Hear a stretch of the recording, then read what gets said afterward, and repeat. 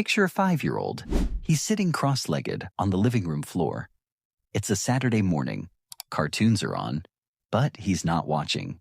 He has an iPad on his lap, a YouTube video playing on the TV, and he's narrating his own pretend game out loud simultaneously, as if he's producing his own internal podcast. His mother calls his name once, twice. Nothing. Not because he's defiant, not because he doesn't love his mother, but because his brain, that small, still developing astonishing organ, is managing 4 streams of reality at the same time. And somehow, it doesn't feel overwhelmed. It feels normal. That child is Generation Alpha, born after 2010. The first generation to never know a world without a touchscreen. The first generation whose parents Googled how to raise a child while actively raising them. The first generation who learned the word algorithm before they learned to tie their shoes. And here's the paradox that nobody is talking about. We keep asking if screens are damaging their brains. But what if we're asking entirely the wrong question? What if Gen Alpha's brains aren't being damaged? What if they're being rewired? What if they are developing a form of cognition we don't have a name for yet? And what if that terrifies us, not because it's broken, but because it's different? That discomfort you feel right now, that's the point. To understand the brain of a Gen Alpha child, you have to understand the world that built it. In 2007, Steve Jobs walked onto a stage and held up a small glass rectangle. He called it a phone. What he actually launched was a new sensory environment for the human species.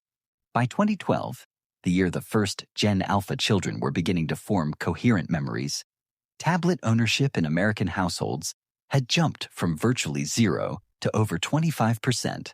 By 2015, pediatric screen time had doubled.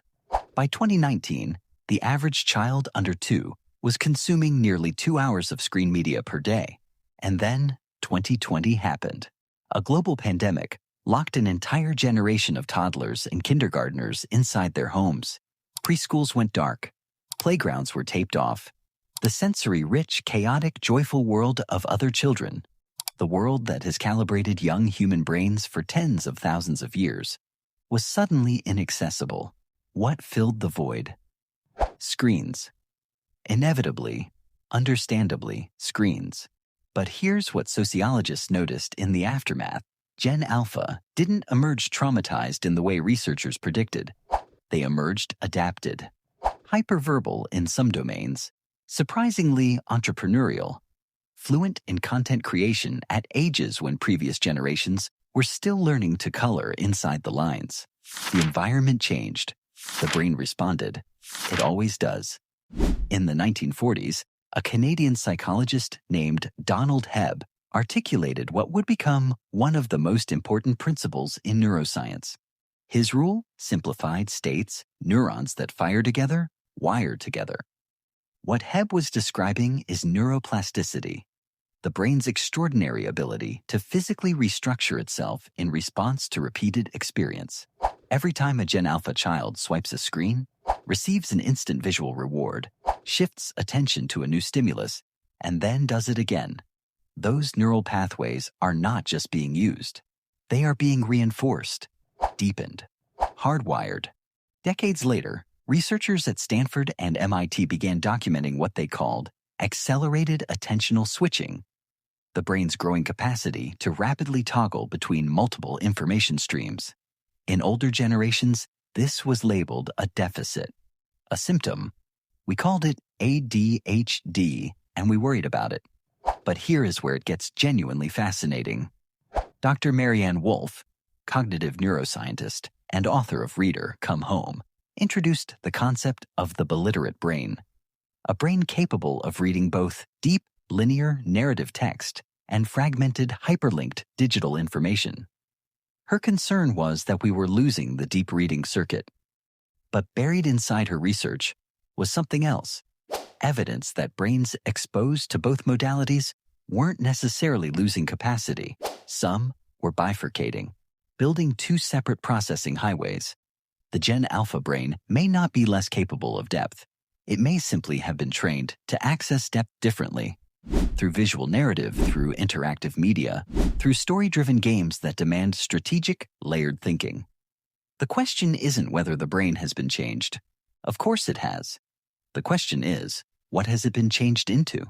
But let's not romanticize this. There is a cost. Child psychiatrists have a term emerging in clinical literature, baseline arousal creep. It describes what happens when a nervous system is conditioned on high stimulation input. The resting state, the quiet Saturday morning with nothing to do, just sunlight on the floor and the sound of birds, stops feeling like peace. It starts feeling like deprivation.